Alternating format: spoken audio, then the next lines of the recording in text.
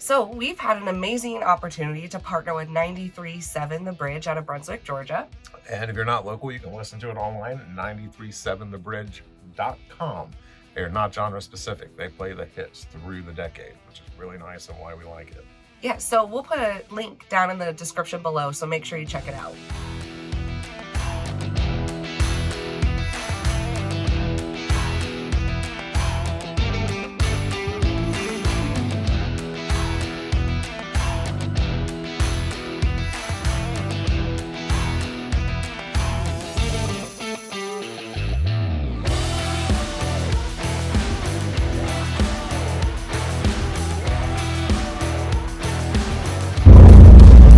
Checked in, we got the government benefits that I've done so far. We need to come get our tickets. So we're not doing this first thing in the morning. So all the way to the International Speedway. Anything to add to that, Chip? I've never picked up press passes before. Oh, you're spoiling it.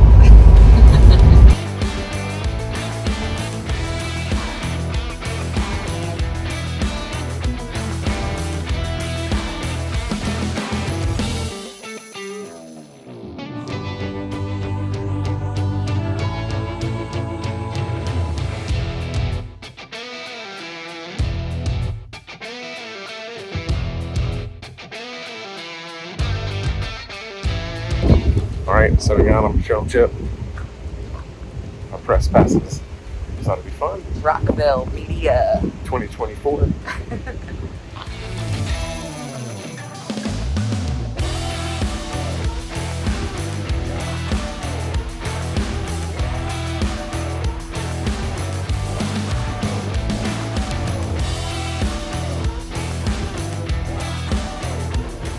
Saw Bucky's, figured we had to stop. It's only the second one we've ever been to, so we find something good and new, and we also need beer.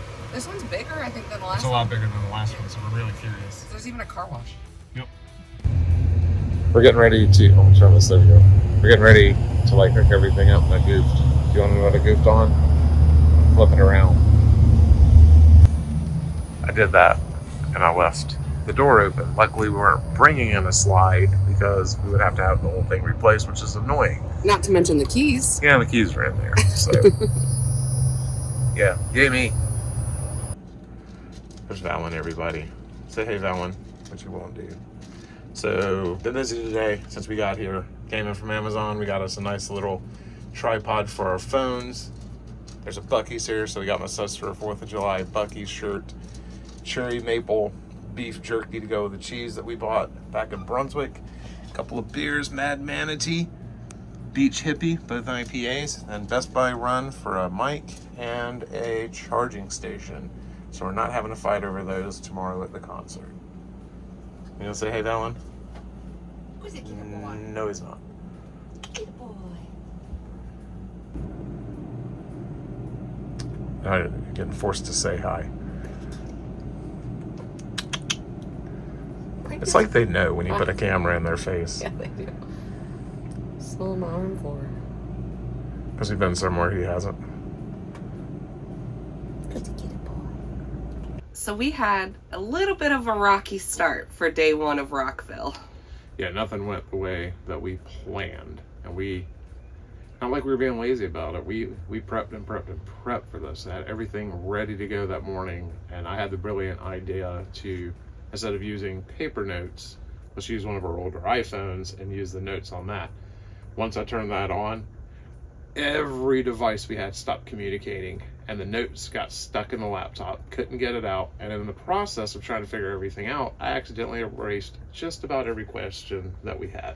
Yeah, and part of the reason was, again, this was our very first time ever having a press pass like this, and so we didn't really know the rules, and so we thought everything had to be in our pockets. Well, they wanted one of those small that we saw clear bags, which we didn't have. We were already buying all this other stuff. Turns out we got there that everybody were pulling out microphones and these huge mic stands and camera stands and everything else. So once we figured that out, we were good, but yeah, we were a little out of our element because we didn't get to bring any of our toys. Yeah, it was just a learning curve on our part. It was not so smooth for us. And then also, Waze redirected us around all this traffic. We got stuck at this traffic light forever trying to turn left into the they're timed speedway. and they are long. They're not done by weight. So it took about 15 minutes to get through this one traffic light. Yeah. But you have to admit, the direction that it sent us wasn't that bad once we figured that out. We just went through that little hotel area to the traffic light, and it was a lot easier. But, Totally. So and the audio is a little rough on the first couple of interviews. We got it all figured out. And while we're here, Chip. Make sure you like and subscribe. Yes. Back to the concert.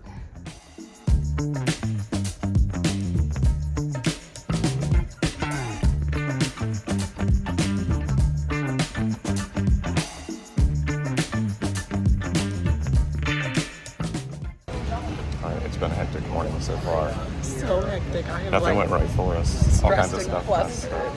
But we're here and about to interview Saliva. I guess to start, Revelation, obviously. That's your newest album and all of that. What were your influences for that? Well, Wayne and I had kind of talked early on when we were going to make the record, and I played him the music and ideas for the song "Come Back Stronger," and he listened to it, and he was like, "Bro, we just need 10 of those. That's what we need." I mean, he's being funny, but he was like, "That's the blueprint. That's what we should go after." And it was just very kind of a little more heavier, tuned down, and then we just kind of started writing songs and just trying to gather from all areas, of ideas. And then COVID happened, and when that happened, it kind of changed things a little bit. My perspective, I was going through sobriety, I got sober in 2018, and then we toured all 2019, and I just had forgotten that I was sober, and so when it really 2020, I got to reflect more on it with being home and stuff, and all of a sudden, me and my wife are teachers because the kids are not in school, so we're having to teach at home and all this stuff. Turning everything upside down. Right, so gave me a great deal of respect for teachers, I'll tell you that. I learned how to cook. Yeah. That's what we spent a lot of our time Cooking. So we the songs started it wasn't just it just changed. And then I started to be able to dive into the lyrics and stuff on certain songs like Crows and High on Me. Those songs came out in 2020. They were First interview with Saliva is done. They were Little so nerve-wracking. cool. They were really cool. Yeah. They were really cool. Brad and Bobby. Very cool, but definitely nerve-wracking. Just being all frazzled this morning was one thing, and then, trying to really be aware of time. It was just, Everything messed up for some reason. We had everything prepped, ready to go. Got up early, and everything you could think of messed up.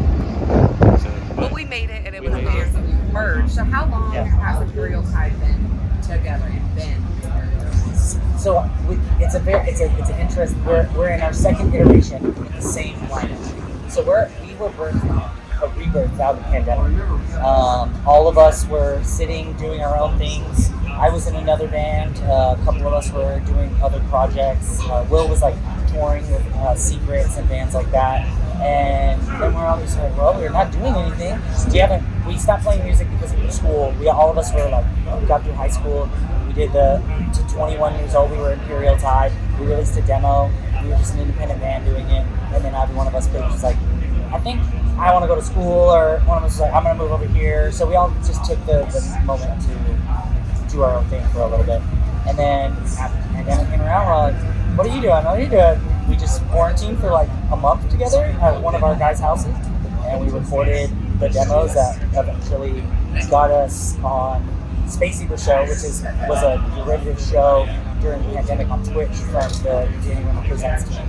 So it was Wes Borland, Bobby, and Josh Balls, and producer Jay, and they were doing contests for a record deal with Alchemy, which was Danny Rimmer's record label, and we did that. And at the time, I had other bands, so we were two bands competing in the same thing. And Imperial Tide won. We got second place, but of my bands, my other band got third, second, and then another band had won. They got the deal, and because of that, the fans voted us to come to Rockville 21.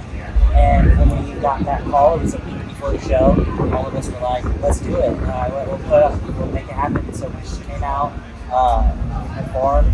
A representative from Mascot Records was sent out and got to watch us, and since then, signed the deal. You ever seem to have one of those days when everyone's on your case, from your teacher all the way down to your best girlfriend?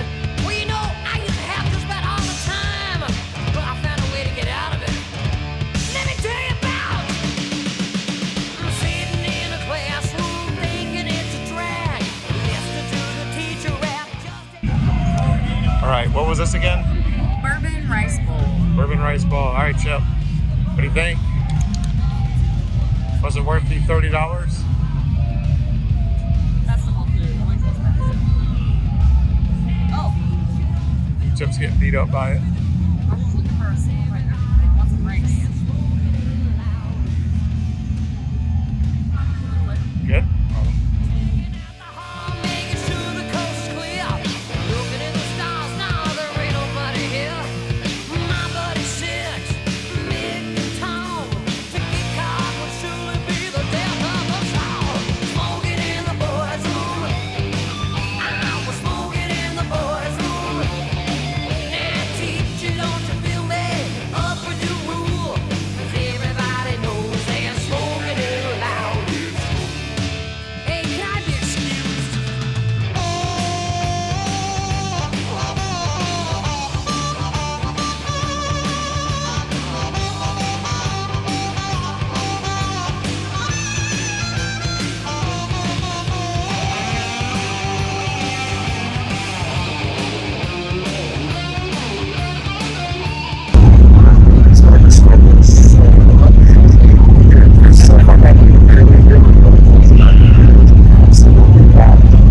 Yeah, we can't get a single text through at all. Yeah, we have some friends who are trying to meet up with us. Yeah. We're working out right now. I'll keep trying. Mötley Crüe's next. In my school bookstore, check out counter and I got bored. Teacher was looking, found me all around. 2 hours later, you know where I was found. Smoking in the boys' room. I tell you I was smoking in the boys' room. Nah, teacher, don't you feel me? Up with the rule. Everybody knows that smoking is loud. Everybody smoking in the boys' room. Smoking in the boys' room. Yeah. So, Mötley Crüe, my ears are ringing. Was a Should have good brought night. earplugs. Chip brought earplugs. I did not. Well, and sometimes I would just wear one and I'd kind of switch out just so that because I couldn't understand what he said. Yeah, no, he was tough to understand. But we're heading back to the car. Been a long day. We finally found our friends. That's a plus. And yeah, take it easy. Eat some barbecue. So that concludes day 1 of Rockville. If you're interested in the interviews with Saliva and Imperial Tide, those will be posted separately. So make sure you come back and join us for day 2 of Rockville. And thanks so much for watching.